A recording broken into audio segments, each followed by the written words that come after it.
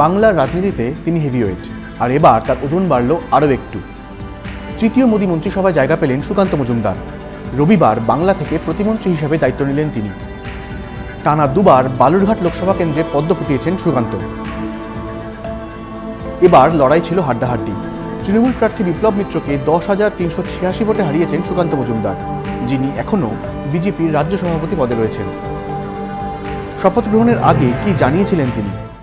দুটোর মধ্যে কোনটা বেশি আপনার পছন্দের, কেন্দ্রীয় প্রতিমন্ত্রী না রাজ্যের সভাপতি দলের? দেখুন, পছন্দ অপছন্দ কোনো বিষয়ই নেই। তার কারণ হচ্ছে এই সমস্ত দায়িত্ব আমি আজকে নয়, আগামী দিনেও যা আসবে সব সাময়িক। চেয়ার কারো পার্মানেন্ট হয় না।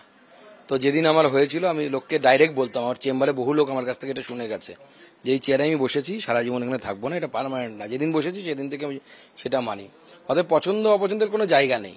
আপনার কোনো পছন্দ নেই? একটা তো থাকে যে আমি কাজটা বেশি কমফোর্ট। না, কোনো পছন্দের জায়গাই নেই। আমি তো যখন পার্টিতে এসেছি, পার্টির সাথে যুক্ত হয়েছি, আদর্শের সাথে যুক্ত হয়েছি, যা বলা হবে তাই করতে হবে। আপনি যদি সোলজার যদি ভাবে যে আমি ডান কর্নারে লড়বো, রাইট ফ্ল্যাঙ্কে লড়বো না লেফট ফ্ল্যাঙ্কে লড়বো, সেটা তো হতে পারে না। সৈনিককে লড়তে হবে, দুর্গ বাঁচাতে হবে, মানে লড়তে হবে। যেখানে সেনাপতি বলবে লড়তে হবে সেখানেই লড়তে হবে। আমার সর্বভারতীয় সভাপতি, আমাদের নেতৃত্ব, মাননীয় প্রধানমন্ত্রী, মাননীয় জেপি নাড্ডা সাহেব থেকে শুরু করে অমিত শাহজি থেকে শুরু করে, যেখানে লড়তে বলবো সেখানে লড়বো। ওয়াটার লড়তে হলে সেখানে গিয়েও লড়বো। আবার পলাশির প্রান্তরে লড়তে বললে সেখানে গিয়েও লড়বো।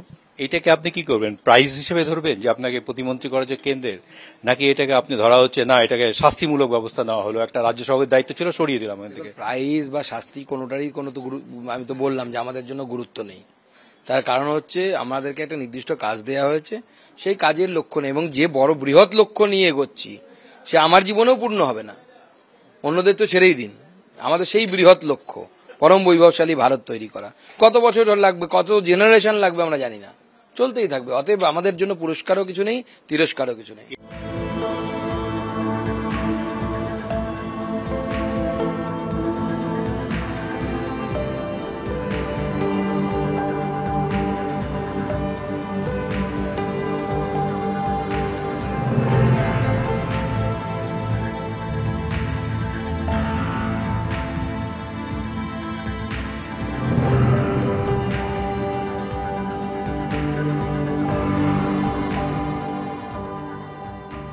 মানুষ হিসেবে সুকান্ত মজুমদার এমন কোন দপ্তর চায় যেটা নিয়ে মানুষের সঙ্গে আরো বেশি করে কাজ করতে পারবে? না, দেখুন, ব্যক্তিগত পছন্দ অপছন্দের জায়গা আমাদের জন্য থাকে না, এটা আমার পার্সোনাল ব্যাপার না। সুকান্ত মজুমদার আজকে সাংসদ, সুকান্ত মজুমদার আজকে MOS, সেটা নিজের জন্য না, নিজের ক্রেডিটে হয়নি, সেটা রাজ্যের অগণিত কর্মীর ক্রেডিটে হয়েছে।